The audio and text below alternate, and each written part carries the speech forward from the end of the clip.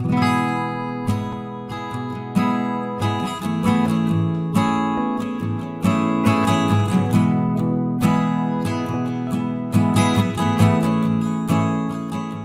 pourrait croire que son métier d'avocat le confine derrière un bureau ou dans un tribunal, mais il n'en est rien, tant Olivier Descos aime voir du pays. Un goût du voyage dont se nourrissent ses thrillers et dont se régalent ses lecteurs. Nous vous proposons de mieux le connaître en faisant un petit tour avec lui, la tête dans les étoiles. Merci Olivier de venir faire un petit tour la tête dans les étoiles. Alors c'est d'autant plus hasardeux pour toi parce que, un peu à l'instar d'un Olivier Norek, tu fais partie des écrivains de polar et de thriller qui trichent. Parce que alors, lui a été policier, toi t'es avocat. On fait quand même difficilement plus ancré dans la terre que les policiers et les avocats. Et quand je parle de tricher, en même temps, c'est pas complètement vrai, puisqu'il me semble que tu es avocat en droit de la propriété intellectuelle. C'est vrai. Tu vois, moi, je m'étais imaginé les procès d'assises, les meurtres sordides, des choses comme ça qui viennent alimenter un peu le travail de l'écrivain. Est-ce que tu peux me raconter un peu justement comment tu en es arrivé à l'écriture? J'ai toujours écrit, j'ai toujours aimé, comment dirais-je, être proche de mon imaginaire, me raconter des histoires, en voir, en lire, pas en dessiner parce que je suis vraiment une brêle. Quand je fais un dessin, c'est plutôt la tête de Toto, quoi. Mais oui, enfin, en fait, c'est le principe de l'imaginaire, quoi. C'est-à-dire que moi, j'ai vraiment besoin de cet ancrage dans l'imaginaire qui est présent en moi depuis que je suis né, ou depuis que j'ai l'âge de me souvenir, plus exactement. Ouais, tes Euh, premiers souvenirs justement, c'est quoi? Quelles étaient ouais, les bah, évasions que tu t'offrais ou que tes parents tu t'offraient? vois, bon, je suis plus un tendron de l'année, donc moi je lisais le Club des Cinq, je lisais la collection Signes de Piste quand j'avais entre 5 et 10 ans. Il y avait plein d'histoires pour les enfants, quoi, hein. Bibliothèque rose d'abord, et puis Bibliothèque verte, et puis après des collections un peu plus élaborées pour les ados. Mais en fait, ça a toujours été là, quoi. Voilà, j'avais vraiment besoin de ça, quoi. Donc, naturellement, je me suis tourné vers la forme, on va dire, de création qui me semblait pour moi la plus simple, en tout cas. Il suffit d'un stylo. À l'époque, on n'avait pas trop les ordi, tout ça, quoi, hein. Donc, il te suffit d'une feuille de papier, un stylo, et puis tu te mets dans un coin, et puis tu commences à raconter tes délires pour toi-même, quoi, hein. Moi, ça me faisait beaucoup de bien. Et donc, de fil en aiguille, je suis arrivé un jour à écrire des histoires plus compliquées, enfin, des nouvelles, des espèces de pensées, ou je sais pas, de shortcuts, quoi, tu vois, qui m'arrivaient souvent d'ailleurs en rentrant un peu fracassé de boîte, fatigué vers 3 4 heures du matin. J'avais besoin peut-être de balancer des trucs. Et après, de fil en aiguille, voilà, j'écris des chansons aussi, enfin des textes de chansons parce que je suis absolument pas compositeur en revanche. Et de fil en aiguille, je suis arrivé vers 38 ans à écrire mon premier roman de plus de 400 pages. Voilà, ça s'est passé progressivement, mais ça a toujours été là. Donc rien Donc à ça voir veut dire avec que pendant le les droit. 37 premières années, ou on va dire les 20 et quelques 25 premières années, tu écris que pour toi, tu fais pas lire. Ouais, c'est ça, exactement, exactement. Et tu as Et je conservé pense ces que écrits ou ça c'est parti avec le temps? non, j'ai dû garder, enfin, il faudrait que je retrouve ça, mais j'avais une espèce de petit classeur dans lequel je mettais tout. Il faudrait que je le retrouve. Ça doit être le papier doit être un peu fané, mais ça doit être quelque part. Ouais, ça doit être quelque part. Et à 38 ans, tu décides de franchir le pas et d'envoyer ça à un éditeur. Comment se Non, passe justement le non, changement? pas vraiment. En fait, à l'époque, j'habitais à Tahiti, en Polynésie française. Donc, j'étais avocat depuis déjà pas mal d'années. Bon, ça ronronnait. Ça faisait quoi, 7 8 ans que j'étais là-bas. J'avais un associé. Bon, enfin, ma vie était un peu sur les rails. Donc, ça m'a repris. Mais c'était toujours pour moi, quoi, hein. Je n'avais pas du tout l'idée ni de me faire publier, ni même de le faire lire, quoi, hein. Enfin, en ce qui me concerne, l'écriture, ça a toujours été un truc très perso, quoi. Pas du tout. La publication, c'est venu après. Le public, les lecteurs, enfin bref, tout ce Ça qu'on ressemble même, connaît. quand tu décris comme ça, Olivier, ça ressemble même à une espèce de bulle de refuge qui t'appartient, qui n'appartient qu'à toi, en fait. C'est pas faux, hein, parce que moi, j'écris tous les matins avant de venir à mon bureau d'avocat, hein. Donc, pour moi, c'est vraiment une respiration, j'en ai besoin. Et donc, quand j'ai écrit mon premier livre, je l'ai écrit pour moi. Voilà. Puis après, il se trouve que je suis rentré en France, que j'ai fait des rencontres, notamment une copine de ma sœur étant prof de français, qui était éditrice chez Flammarion.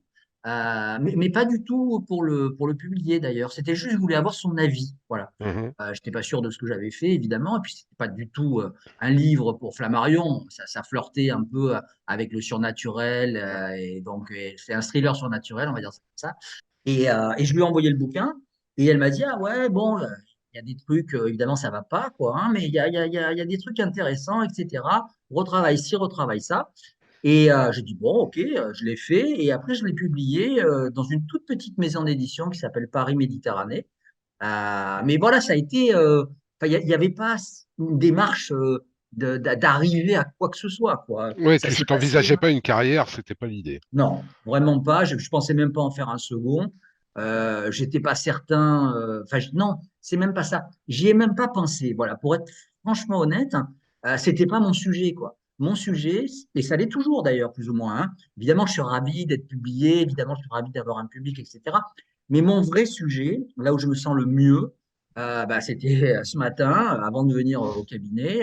J'ai écrit pendant 3 heures sur mon nouveau roman, là, celui sur lequel je travaille. J'ai pas vu le temps passer, j'étais dans mon univers, je me suis éclaté. Et ça, c'est mon kiff à moi, quoi. Et alors, c'était quel roman, le premier, alors, le tout premier? Alors, le premier s'appelle Mythe, Ouais, Mythes, hein, pas M-I-T-E-S. Et il a été publié dans une petite maison, je sais même pas si elle existe encore, qui s'appelle Paris ouais, Méditerranée. Méditerranée. Ouais. Ouais, je crois que ça a été repris par le groupe Vilo, de mémoire. C'est une histoire complètement loufoque, enfin pas loufoque, non, mais surnaturelle, de dieux de l'Olympe. Ça se passe à New York dans les années 2000, quoi.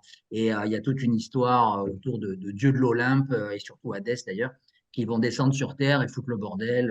Enfin bon, voilà, c'était assez gore, et en même temps surnaturel et un peu Ah, policier. alors, c'est Il y quoi avait quand justement tes inspirations pour en arriver à ce melting pot? Alors, je sais que moi je l'aime, puisque en plus j'ai fait mumuse un peu avec des thématiques mythologiques un peu comme toi, mais ouais. tes inspirations littéraires, cinéma, t'as des images qui te venaient en tête, des films que t'as vus qui t'ont amené à mélanger justement ces éléments de mythologie un peu classiques avec de l'horreur, du polar. Alors, première chose, évidemment, j'étais passionné quand j'avais entre 15, enfin, ouais, entre 10 et 15 ans par la mythologie grecque et romaine, même Ouais. peut-être avant, quoi. Je trouve que enfin, moi, c'est les histoires qui ont nourri mon enfance, tellement extraordinaires, tellement incroyables, tellement merveilleuses. Alors, on a J'adore dû les. avoir, je ne serais pas surpris qu'on n'ait pas eu la même collection de bouquins qui étaient en petit format de contes et légendes de la mythologie grecque qui étaient absolument géniaux. Et c'est vrai que c'était des récits, bah, c'était la Marvel d'aujourd'hui en fait, hein, quand on regarde bien. Moi, je trouve que enfin, il y avait tout, quoi, hein, dedans. Et enfin, moi, ça a vraiment peuplé l'imaginaire de mon enfance, quoi, hein. Donc ça, c'était le premier point. Après, à 30 ans, j'ai découvert la collection Frisson de Pocket, que tu Ouais, connais sûrement, à ouais. couverture noire et rouge, avec tous les classiques américains, anglais, etc. Les Clive Baker, les Masterton et autres, quoi. Tu vois, j'en lisais. Alors, encore une fois, à cette époque-là, j'habitais Tahiti et il y avait un supermarché où je faisais mes courses le samedi, genre de supermarché, Continent ou Carrefour, je ne me rappelle plus. Et il y avait un rayon au fond, je me rappelle très bien. Ils avaient toute cette collection que j'ai découvert là-bas et j'en lisais un par semaine, quoi. Voilà. Et vraiment, ça m'avait vraiment, vraiment, vraiment plu, quoi. Mais, Donc ça, c'est la deuxième influence. Et puis après, je pense aussi le cinéma d'action ouais, des années 80, 90, voilà, qui m'a aussi pas mal impacté. Et le rythme, voilà, c'était bon. Maintenant, on peut plus parler de ça parce que tout est tellement rythmé, les séries sont tellement rythmées. Enfin, on est arrivé à un espèce de délire qui est même parfois peut-être un peu trop rapide de mon point de vue. Mais à cette époque-là, il fallait vraiment aller chercher des films spécifiques pour être dans ce rythme-là. Voilà. Et donc, moi, j'ai mélangé un peu tout ça, ces trois influences, et ça a sorti ce premier roman un peu surnaturel. alors, comment on en est arrivé au deuxième justement? Le premier a suffisamment marché ou t'as amené un Non, public ou même pas?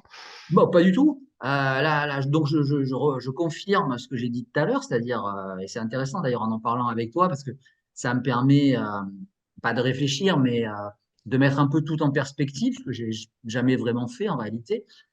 Comment dire, j'ai envoyé d'abord ce premier roman sur les conseils de ma copine, enfin de la copine de ma sœur qui bossait chez Flammarion, à une vingtaine de maisons d'édition. Alors voilà, à l'époque, c'était la poste, les photocopies, etc., la totale, quoi. Et j'arrivais avec mes paquets sous le bras. Je me suis fait booster, mais partout, quoi. Personne n'en voulait, évidemment, quoi. Et puis j'ai dit, bon, ben, allez, je m'en fous. Et j'avais une autre idée de roman, mais comme j'avais déjà réussi à en écrire un, je me suis dit, bon, ben, je peux peut-être y arriver pour le deuxième. Et là, le deuxième, sur les conseils donc de la copine de ma sœur qui avait un peu orienté, parce que le premier roman, c'est un peu fouche-tra, quoi. Tu mets un peu tout ce qui te vient, tu essayes de faire tenir ça avec des bouts de ficelle. Mais au bout du compte, c'était inclassable. Il n'y avait pas de genre. Et bon, on sait maintenant, et tu le sais aussi bien que moi, qu'il est très important d'avoir enfin, une identification pour qu'on te mette dans une case, quoi. Voilà. En tout Donc, cas, dans elle m'a dit, l'édition française, ouais. ouais, dans l'édition française, c'est comme ça en tout cas. Voilà. Donc elle m'a dit, je pense que tu dois écrire un thriller parce que dans ton roman, bon, il y a tout ce qu'il faut pour et tu peux le faire. Donc je suis parti sur une histoire thriller et bon, je suis pas allé chercher bien loin. À l'époque, j'étais revenu habiter à Marseille où je suis pas resté longtemps, j'ai dû rester 3 ou 4 ans quoi. Mais dans ce créneau, j'ai construit une histoire qui s'appelle Le couloir de la pieuvre, qui a donc été mon premier thriller policier publié chez Stock où j'ai mélangé un peu des histoires. Alors, il y avait quand même encore un peu surnaturel, des légendes. Alors, ça se passait entre Marseille, Porquerolles et Tahiti, justement, enfin, et les îles de Polynésie française, avec des histoires, on va dire, liées à la magie, entre guillemets, polynésienne, maori, le mana, les guerriers. Enfin, bon, voilà, c'était très, très visuel. Et tout ça mêlé avec les cités des quartiers nord à Marseille, etc. Enfin, bon, bref. J'ai fait mon combo avec les éléments que j'avais sous la main et je me suis bien éclaté parce que j'avais vraiment envie de parler de ça. Et donc, le premier n'était pas du tout publié, hein. Et quand j'ai eu terminé, c'était quoi, 1 an et demi, 2 ans plus tard, bah, rebelote, la poste et les paquets sous le bras, quoi. Et je connaissais personne vraiment, quoi, hein. Ma copine, elle bossait plus chez Flammarion. Puis bon, je sentais que c'était pas vraiment évident non plus de lui demander un quelconque passe-droit. Et donc, j'ai envoyé tout ça. Et miracle, les deux réponses sont arrivées en même temps.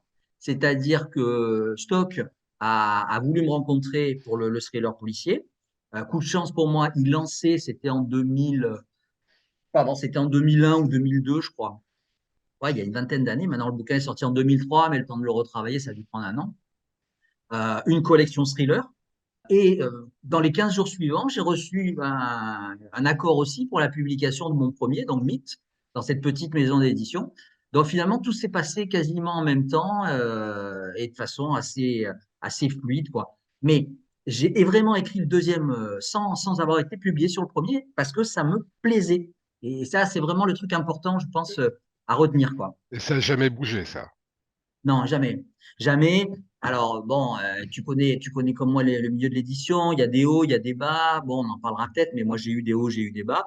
Bon, en ce moment, ça marche plutôt pas trop mal pour moi. Je suis publié chez XO, donc honnêtement, je pouvais pas rêver mieux. C'est Mais, propre. euh, mais C'est j'ai eu propre. En des, partant de Paris-Méditerranée, sans faire injure à cette société, c'est propre d'arriver chez XO.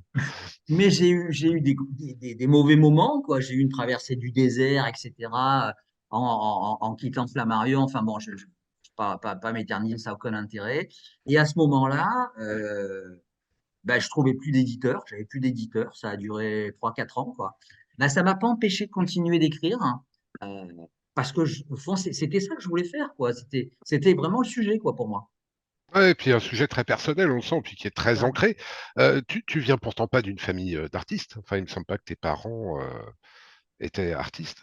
Ou Alors, l'étaient-ils en marge de leur métier comme toi? c'est ça. Qu'est-ce que ça veut dire, en fait? Bon, ma mère était psychanalyste, hein. Mhm. C'est une forme d'art, hein, mais un art particulier qui, en fait, dépeint la psyché des êtres humains, quoi.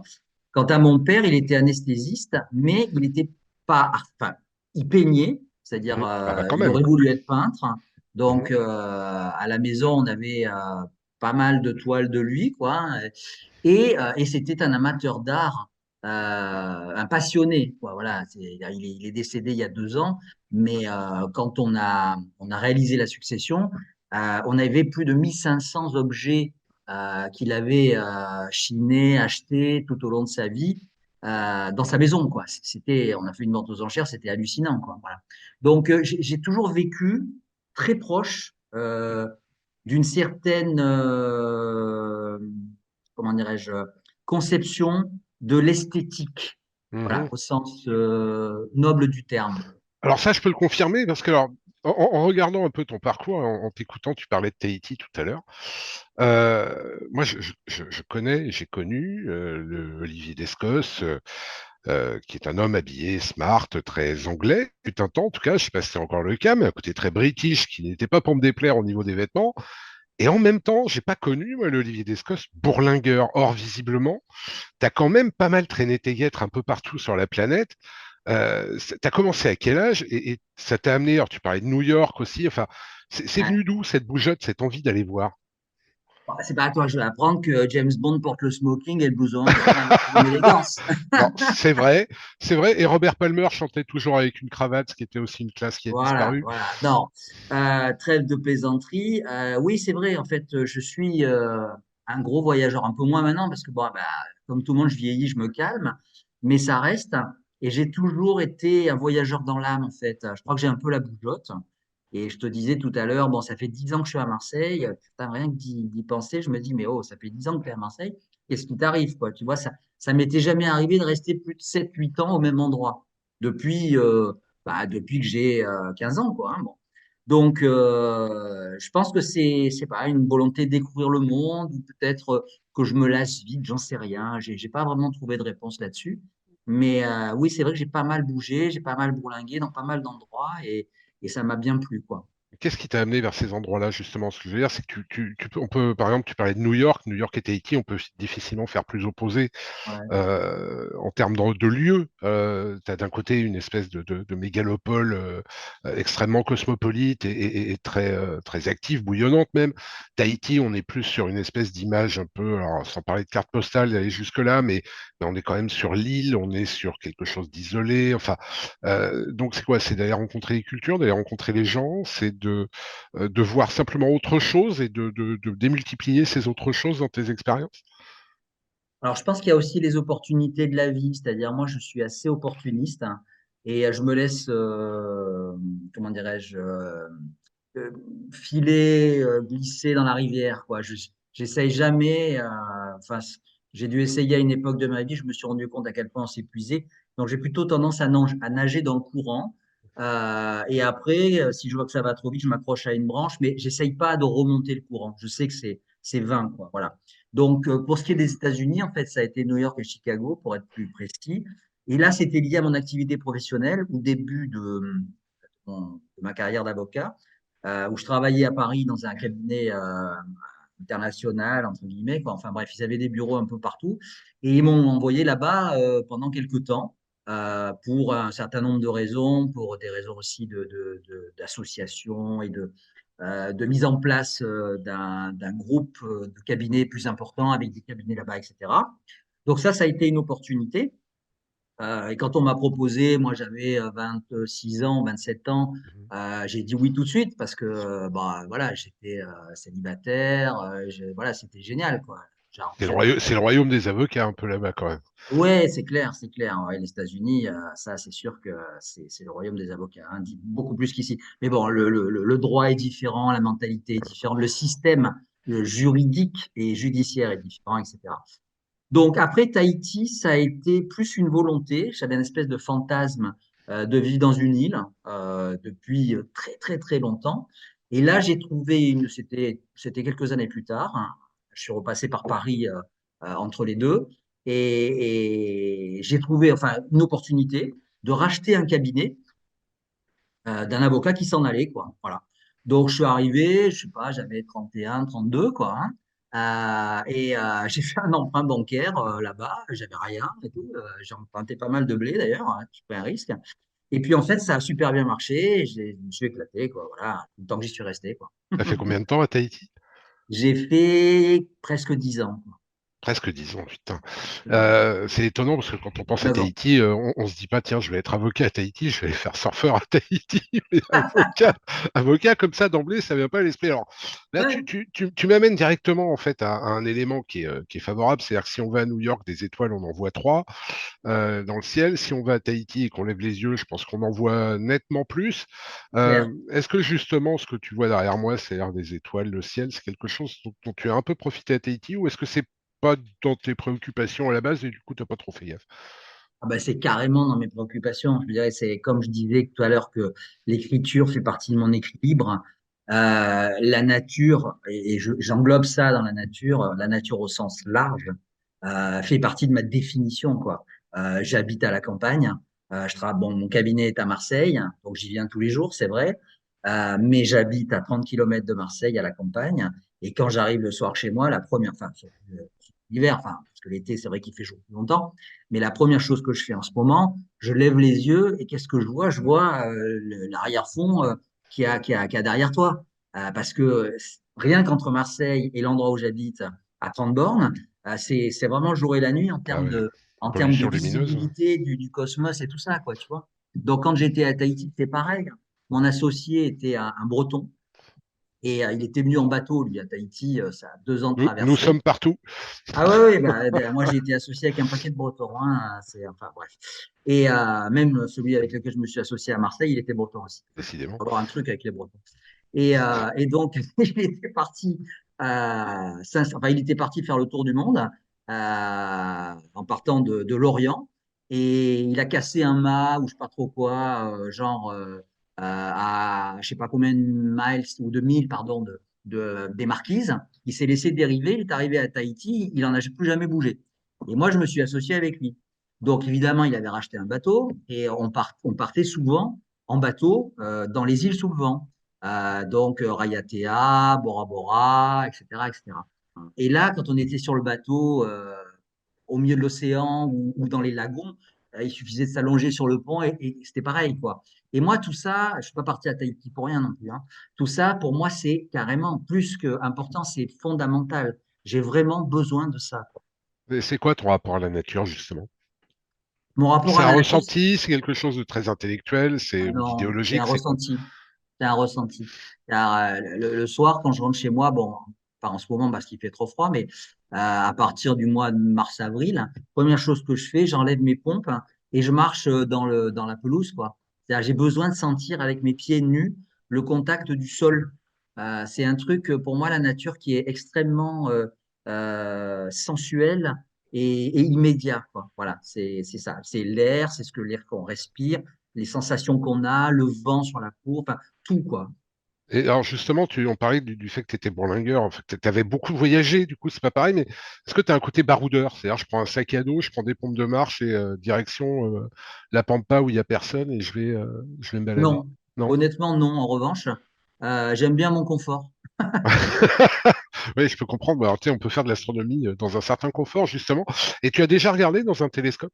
C'est-à-dire, est-ce que quand tu regardes le Jamais, ciel, tu t'es interrogé sur ce que tu regardais déjà? Ou est-ce que tu as profité simplement du spectacle, ce qui est très bien en soi, d'ailleurs? jamais. Non, je n'ai jamais regardé dans un télescope, c'est ça. Ouais, Je profite du spectacle et j'ai ce rapport avec cet infiniment grand qui est plus de l'ordre quasiment philosophique, là par contre, ouais. puisque autant je peux ressentir de façon très sensuelle la nature lorsqu'elle est proche, c'est-à-dire dans mon environnement immédiat, avec des perceptions tactiles et sensorielles, autant dans tous les cas, les étoiles, ça ne peut être que visuel par définition. Et là, je suis plus donc dans un retour quelque part à une sensation qui est la sensation d'être tout petit dans cette espèce d'univers infini. Et c'est ça, on va dire, qui peut m'intéresser. Pas tellement le fait de regarder si une étoile va avoir des cratères ou je ne sais pas d'ailleurs comment ça fonctionne. Je trouve ça très beau. D'ailleurs, même la photo que tu as mis derrière, je la trouve très belle. Je regarde chaque fois, je suis comme aimanté qu'il y a une émission sur Géo, sur Planète, qui traite de la formation de l'univers. Ça me fascine, ça me passionne, j'adore ça. Mais c'est plus dans quelque chose enfin, c'est totalement étranger. Voilà, c'est comme l'infiniment petit quelque part pour moi. Justement, Olivier, on va regarder ensemble trois images que je t'ai mises de côté. La première image que je te propose, c'est une image qu'on appelle la nébuleuse Raspberry, c'est de la framboise. Ça, c'est le nom poétique. La poésie des astronomes fait qu'on l'appelle SH2 263 et VDB 38, qui sont en fait des noms de catalogues. Voilà, des astronomes ont donné leur nom à des catalogues qui, euh, qui permettent de catégoriser des objets. C'est une des dernières images qu'on a eu l'occasion de faire. C'est une nébuleuse. Alors, il y a plusieurs types de nébuleuses dans l'image que tu vois. Il y a ce qu'on appelle des nébuleuses de réflexion, des nébuleuses en émission, et alors carrément des nébuleuses obscures, hein. Donc, l'idée des nébuleuses obscures, c'est que ce sont d'énormes nuages de gaz et de poussière qui obscurcissent l'arrière-plan. Ça se trouve dans la constellation d'Orion. Et c'est alors ça, ce que tu vois, c'est un lieu qui est très très peu imagé, qu'on voit très rarement et qu'on vient nous de photographier avec le télescope qu'on a installé en Espagne. Et alors, si tu regardes bien la photo, sur la droite, en bas à droite, tu vas voir deux espèces de blurbes un peu plus gros que des étoiles. Ce sont des galaxies. C'est fait. Voilà. Et ce qui est sympa, c'est qu'effectivement, donc la nébuleuse est pas très loin de nous à l'échelle universelle. Par contre, tu as deux galaxies qui, elles, sont vraiment, alors pour le coup, elles perpètent les oies, parce qu'il faut que tu réalises que ces deux galaxies, c'est l'équivalent sensiblement de celle dans laquelle on vit. C'est-à-dire que tu as quelques milliards d'étoiles et quelques milliards de planètes qui se baladent dans chacune. Ouais. Voilà. Et ça, t'en as plein l'univers, hein. T'en as partout. Et ouais, c'est ça qui fout le vertige carrément. Ça me renvoie, et d'ailleurs j'ai aussi fait un pas de côté en écrivant sur ces thèmes-là. Ça me renvoie à euh, le côté peut-être immatériel de l'âme humaine et de sa connexion avec un grand tout dans lequel elle pourrait se fondre. Euh, et avec tout ça, c'est mon côté un peu surnaturel, fantastique, vie antérieure, etc. Évidemment, enfin, ça m'intéresse, ça me passionne, je suis à fond là-dedans. Je te dis, j'ai écrit un bouquin qui s'appelle L'autre et j'ai écrit même une série, une saga pour les jeunes adultes qui s'appelle David Crime, Hmm. qui est sur ce principe-là, quoi. Voilà. Et voilà, c'est ça que ça m'inspire. Euh, et là, peut-être qu'on est aussi dans tout ce qui est le cadre de la physique quantique et autres, à savoir, bon, la photo que je vois, elle est belle, c'est-à-dire, c'est un joli tableau, en quelque sorte. Il y a des belles couleurs, Ouais. bon, ça pourrait être plein de choses. L'échelle est absolument impossible à appréhender, hein. Tu me dis que les tout petits points à droite, en bas, c'est des galaxies comme la nôtre. Donc, on n'imagine même pas ce qu'il y a au centre de la photo, la taille que ça doit faire. Mais en revanche, il y a ce côté infini, oui, philosophique finalement, qui réunit quelque part l'âme humaine à la création. Alors, certains l'appelleront Dieu, d'autres le grand architecte de l'univers, on s'en fout. Mais ce qui est important surtout, c'est de savoir si on peut envisager en tant qu'être humain, et moi je le fais en tout cas, un lien entre notre existence et tout ça. Voilà. Et moi, c'est ça que ça m'inspire. C'est rigolo, hein, comme quoi on n'est pas dans la ligue de l'imaginaire tous par hasard. En parlant avec Franck Tillier, j'ai montré une nébuleuse qui était un peu dans cet esprit-là, en tout cas dans les mêmes couleurs, et lui il voyait à côté flamme de l'enfer et il y avait une sphère bleue et il y voyait l'âme humaine. Donc c'est intéressant parce qu'effectivement, au-delà du côté de la réalité scientifique, tu le disais, il y a un côté très artistique dans les photos astro qu'on peut sortir. Ah ouais. Et qui forcément peuvent stimuler très fortement un imaginaire, alors un imaginaire qui est beaucoup plus centré sur l'humain ou sur, pourquoi pas, le spirituel, mais Mhm. il y a beaucoup de questions spirituelles qui se posent quand on regarde l'univers. Je vais t'en montrer une autre. Et le soleil, ça? Ouais, c'est le Soleil photographié depuis la Terre, c'est une photographie amateur, hein, comme celle que tu as vue avant. Et ce que tu vois, c'est ce qu'on appelle une proéminence ou énorme protubérance solaire. Pour que tu te fasses une petite idée, l'arche que tu vois, tu mets la Terre plusieurs fois dessous, hein, sans D'accord. problème. C'est-à-dire, ça fait le tour. Et ça, c'est notre étoile. Alors, tout bêtement, je m'apprêtais à te donner un renseignement, mais je ne te le donnerai pas parce qu'il fait partie des questions du quiz auquel tu vas avoir droit après. Euh, Voilà, alors tu parlais tout à l'heure, tu as évoqué cratère et étoile. Alors, ce sont vraiment deux mots qu'on n'utilisera pas ensemble, puisque cette étoile, alors ce fameux soleil, il a une place essentielle, puisque sans lui, on n'est juste pas vivant, en fait.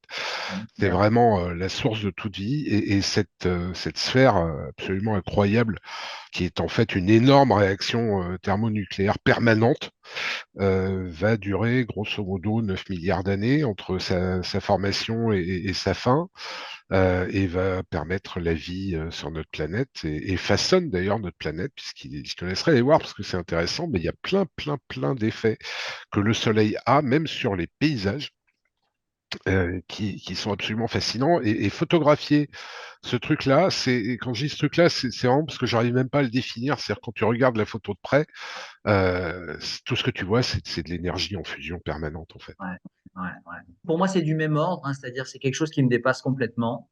Une puissance telle que je me sens évidemment, mais c'est un cliché tout petit par rapport à ça, mais voilà, j'ai pas de volonté, comme je te disais tout à l'heure, finalement, ça me renvoie là-dessus. Plus ça va et plus je me laisse filer dans le courant, moi, quoi, tu vois. Donc, ouais, clair. Donc, ça, c'est du même ordre.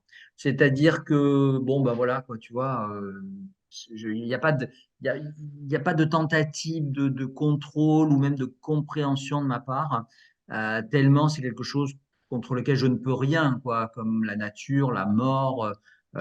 C'est des choses qui me dépassent complètement et sur lesquelles je n'ai aucun pouvoir, en quelque sorte. Donc, je les regarde avec intérêt parce que je trouve ça très beau, qu'on m'explique, et d'ailleurs je le fais lorsque je regarde des émissions, comment ça marche et tout ça, je trouve ça super intéressant. Et puis après voilà quoi, ça va pas plus loin en fait derrière parce que je sais par définition que tout ça, je n'ai aucun pouvoir là-dessus. Ah oui, ça, je te le confirme, nous n'avons Oui, aucun pouvoir là-dessus. c'est On est clair. bien d'accord. Et quand tu parlais tout à l'heure de ton rapport un peu sensuel à la nature, de fait, je réfléchissais en me disant, le pauvre Olivier, la sensualité du rapport à l'espace, il va pas durer longtemps si tu Non, essayes de t'y confronter, tellement l'environnement est hostile. c'est ça. Avant de passer au quiz, je voulais revenir à un truc, c'est que tu fais partie des fondateurs de la Ligue de l'Imaginaire. Il me semble que vous avez créé ça. Il y avait alors de tête Maxime Chatham, il y avait Henri Levenbruck, il y avait toi. Je me demande s'il n'y avait pas Eric Witzel. Non, non, pas au début. Non? Au début, il y Ok. avait Henri Levenbruck, Franck Tillier, Ah, il y Maxime avait Franck Chatham. Dolta, ouais, c'est ça. On Franck était était dans le tas. quatre, voilà, les quatre mousquetaires, c'est nous, quoi. Et, ouais, et qu'est-ce qui t'a amené, et vous a amené à faire ça? Honnêtement, on s'est vraiment connus par hasard à l'occasion d'un salon où on était invité, hein, à Val d'Isère. Ouais. On a passé, on se connaissait pas en fait, hein, un peu, on se connaissait de nom, quoi. Tu vois, on s'était croisés sur des salons ou tout ça. C'était vraiment le début du mouvement du thriller en France, quoi, voilà, en 2007, 2008, il y a plus d'une quinzaine d'années. Il devait y avoir une vingtaine d'auteurs qui écrivaient des thrillers et tout le monde était derrière Granger qui avait ouvert la voie 3 ou 4 ans plus tôt, quoi. Putain, quand je dis ça, j'ai l'impression d'être Oui, j'étais en train de me prendre un coup de vieux sur la Ah ouais, tronche. mais carrément, Un quoi. truc Horrible. horrible. Ouais, bah ouais. Horrible. Ouais. Bref, et donc on s'est rencontrés à Val d'Isère, on a passé 4 ou 5 jours ensemble et là on s'est vraiment connus, quoi. Du coup, on s'est vachement bien entendus tous les quatre. On a vraiment déliré, on a fait du ski ensemble. Enfin bon, c'était super sympa. Et dans le délire, on a commencé à se donner un nom. Et à l'époque, on s'appelait les marmottes exhibitionnistes, hein. Ah, c'est Parce que intéressant. quand on faisait du ski, c'était à la fin de la saison, vers le mois d'avril. Les marmottes commençaient à sortir on en avait croisé un paquet sur les pistes. Voilà, enfin, c'était parti de là. Donc, on avait créé ce petit groupe de quatre, les marmottes exhibitionnistes. Et puis après, on s'est dit, bon, bah tiens, on devrait peut-être faire quelque chose. Puis après, je sais pas comment c'est venu. Sont arrivés pas mal à l'initiative d'Henri Lovenbruck, qui a toujours été quand même très actif, sans doute le plus actif de nous tous, sur le devenir et le développement de la Ligue. Et donc, il a fait venir Bernard Werber, Éric Wiesel, dans un premier temps. Puis très vite, il y a Éric Giacometti, Jacques Raven et Patrick Bowen qui ont suivi de mémoire, hein. Euh, et le Tilliez a amené Laurence Calès. Bref, on était 9. Ça a duré un certain temps comme ça. Et c'est à ce moment-là, vers 2010, je crois, ou 2009, qu'on a créé, je me rappelle, on était encore à Val d'Isère, mais pas tous, hein, mais il y avait Maxime, il y avait Henri, il y avait peut-être Bowen, je sais plus. Et là, on s'est dit, bon, il faut qu'on trouve un nom un peu plus sérieux, quoi. Et on a trouvé la Ligue de l'Imaginaire. Voilà, c'est parti de là, quoi. Ça fait un peu plus sérieux, ouais, on est d'accord, ouais, quand même. L'idée à la base des marmottes exhibitionnistes était la même que celle de la Ligue de l'Imaginaire ou vous aviez des ambitions inavouables? Non, non, non, non, c'était juste un délire en fait, voilà. Et après on s'est dit, ben, on pourrait peut-être faire quelque chose de plus intéressant. Et on a lancé, on a porté plutôt la Ligue sur les fonds baptismaux à l'occasion du Salon du Livre de Paris. Ça devait être en 2010 ou 2011 peut-être, je pense. Ouais, dans ces eaux-là, avec un partenariat avec le Parisien. Et l'idée, c'était, après nous être tous concertés, de créer un mouvement d'auteurs de l'imaginaire qui soit capable de représenter quelque chose face aux littératures blanches un peu intello, un peu germano-pratines, qui avait, et c'est vrai, hein, c'est un secret pour personne, je pense que c'est toujours un peu le cas d'ailleurs, tendance à mépriser la littérature populaire dite moins intelligente et plus fast-food quelque part que la leur. Voilà. Et donc, on avait envie de leur dire, bah, attendez, c'est pas vrai, on est capable d'écrire des choses qui peuvent bah, ouais, à la fois être intéressantes et en même temps amusantes. On vend 10 fois plus de livres que vous réunis et on a un public qui nous aime. Donc, je pense qu'il ne faut pas mépriser tous ces gens. Et voilà, enfin, c'était un moyen d'exister. Et on a été vraiment suivi par la presse. Et à partir de là, bah, ça a été lancé. Puis après, on a eu le plaisir de te voir arriver rapidement dans la ligue, puis d'autres. Je terminerai ce passage sur la Ligue en disant que, contrairement à ce que certains peuvent croire, divertir ne signifie pas abêtir. D'accord, Mon vendu. cher Olivier, non mais je pensais à nos amis germano-pratins. On va terminer avec un petit quiz, histoire de tester tes connaissances. Alors, ça tombe bien puisque tu es un amateur de documentaires sur l'espace et sur la création de toutes choses dans l'univers.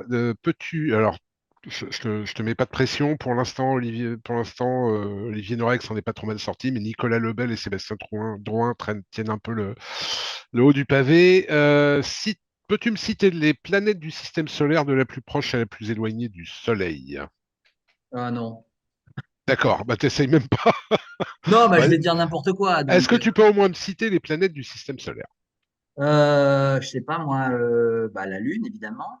Non, c'est pas une planète, c'est un Bon, bah, alors, tu satellite. vois, déjà, ça part mal.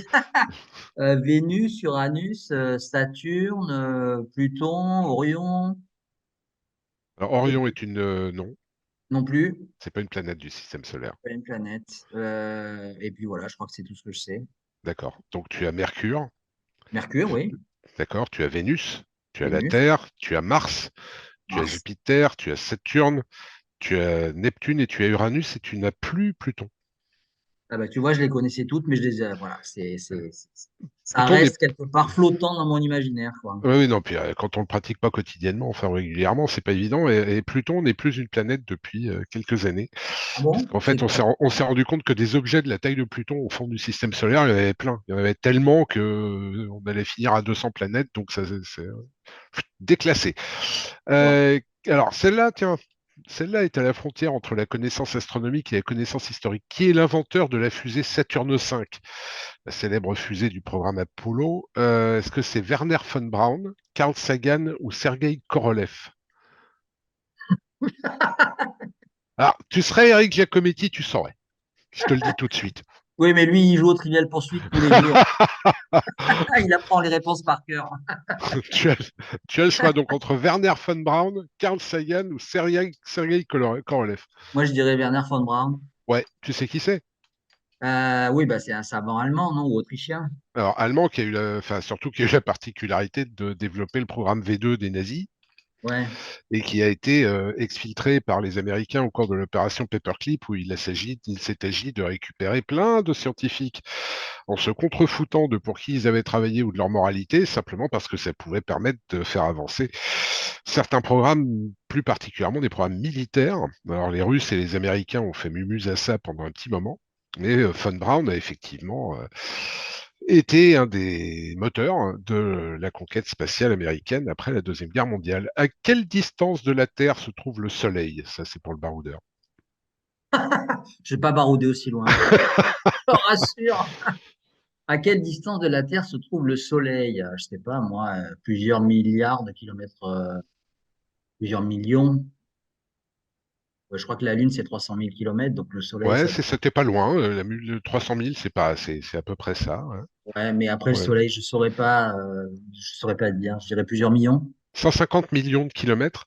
Alors, ce qui a un sens, alors la Lune, t'es plutôt en moyenne à 380 000 kilomètres à peu près Ouais. dans ces eaux-là. T'es à 150 millions de kilomètres pour le Soleil. Par contre, ce qui est rigolo, c'est que par rapport à leur taille et leur distance, on vit dans une période de la Terre où le diamètre apparent de la Lune et du Soleil est le même. Ah oui, Ouais, ce qui fait que, alors par contre, la Lune s'éloigne de la Terre, mais au bout d'un moment, elle s'éloignera suffisamment pour que, en cas d'éclipse, si tu veux, elle sera plus totale. Tu verras un bout du Soleil autour. d'accord. Mais la relativité de leur taille et de leur distance actuelle fait qu'ils font quasiment pile poil la même taille. D'accord, ok. Je m'en souviendrai. Donc, 150 millions de kilomètres. 150 millions de kilomètres, alors on appelle ça une unité astronomique, c'est-à-dire qu'on a dans l'astronomie, tu as des distances telles qu'au bout d'un moment, parler en milliards de kilomètres, de milliards, tu n'y arrives plus. Donc on a les années-lumière. Une année-lumière, c'est 10 000 milliards de kilomètres. Après, tu as les parsecs, où les parsecs sont un certain nombre d'années-lumière. Voilà, donc tu as plein d'unités qui viennent se substituer les unes aux autres pour que déjà on arrive à faire tenir ça sur une feuille. Et puis avant, bah, tu as les kilomètres. Et donc 150 000 kilomètres, 150 millions de kilomètres, on appelle ça une unité astronomique. Donc D'accord. c'est ce qui nous permet de calculer notamment les Ok. distances au sein du système solaire. Combien, alors on revient sur le programme lunaire de la NASA. Combien de personnes ont travaillé sur le programme lunaire de la NASA? 1500, 97 000 ou 400 000? La totalité du programme, Ouais, 97 000. 400 000. 400 000, ouais, d'accord. Ouais, ça donne une certaine idée de la difficulté qu'a représenté l'exploit qui est d'aller sur la Lune. Et quand on voit que plus de 50 ans après le dernier pas fait par un humain là-bas, on a encore du mal à y retourner, on mesure à quel point devenir une espèce interplanétaire n'est pas gagné et interstellaire Oh, encore moins. la prétention humaine. Eh, qu'est-ce qu'une exoplanète? C'est ta dernière question. Alors ça, j'ai tellement entendu ça dans la guerre des étoiles.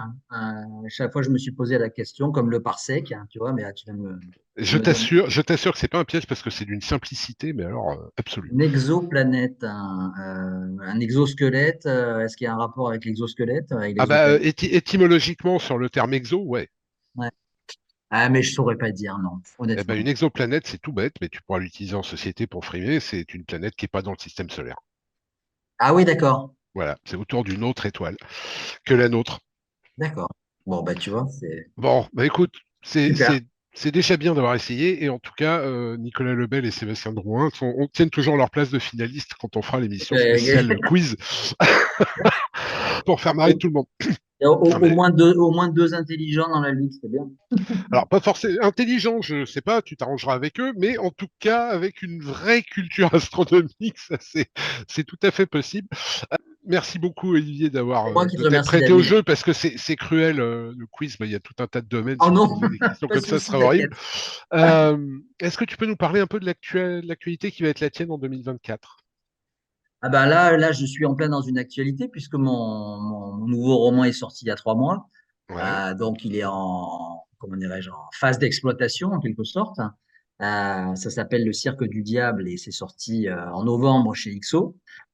Donc on n'est pas encore sorti de la phase dans laquelle on s'intéresse à lui, quoi, tu vois. Et en 2024, bah, je sais pas si je vais y arriver. Bon, potentiellement, il y aura le Poche qui sortira euh, du fin Cirque du d'année, Diable. vraisemblablement. potentiellement. Et après, tout va dépendre du rythme auquel je vais arriver enfin, que je vais arriver à tenir pour l'écriture du roman actuel. J'en suis entre le tiers et la moitié, quoi, voilà. Ouais. Donc, est-ce que je vais arriver à boucler ça d'ici la fin de l'année pour avoir une sortie? J'aimerais bien. Pareil, vers novembre, mi-novembre, tu vois, au plus tard, début décembre. Ou est-ce que je vais pas y arriver? Auquel cas, ben, on passera ce tour-là et on sortira plutôt en février 2025, quoi. D'accord. Il a déjà un titre officiel, ce roman, ou pas? Officiel, non. Non?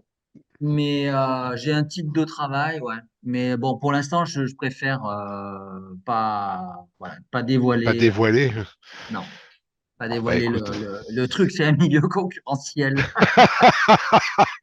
Et c'est un spécialiste de la propriété intellectuelle qui nous le Exactement, dit. et de la contrefaçon. Oh mon Dieu. Merci beaucoup, Olivier, en T'en tout prie, David. cas. Et puis, bah, écoute, on va suivre ton actualité et la sortie poche du roman. On va déjà remettre la couverture du roman actuel et puis on attendra celui que tu es en train d'écrire. Ouais, Merci beaucoup, super. Olivier, d'avoir fait un petit tour de tête dans les étoiles. À très bientôt. Merci à toi, David. Je t'embrasse, hein.